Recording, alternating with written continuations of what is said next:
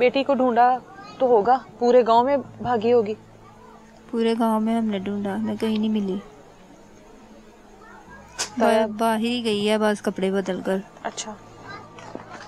तो मैं यहाँ पे लेटी हुई थी इसी चारपाई पे। अच्छा। इधर से ही घस गई है बाहर।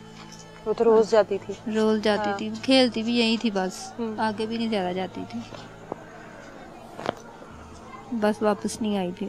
कितनी देर बाद ढूंढना शुरू किया था? ये 20-25 मिनट बाद। नहीं मिली कहीं पर? नहीं मिली।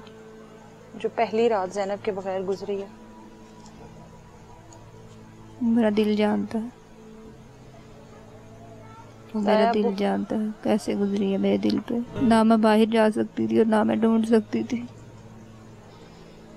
सबको बोल बोल कर थक गई, जाओ कहीं से ले आओ ढूंढ कर उसे, इससे आगे मुझसे नहीं बोला जाएगा बस। बेटी को देखा है आखिरी बार? बस इधर से जाते देख, देखने के काबिल है ही नहीं थी। देखना क्या था उसका, छोड़ा ही नहीं देखने के काबिल। कभी मतलब दोनों भाइयों की आपस में, आपके शोहर की उनके भाई के साथ लड़ाई झगड़ा तो रहता था, कभी ये सोचा था कि ऐसे कर देगा? कभी भी नहीं सोचा। तो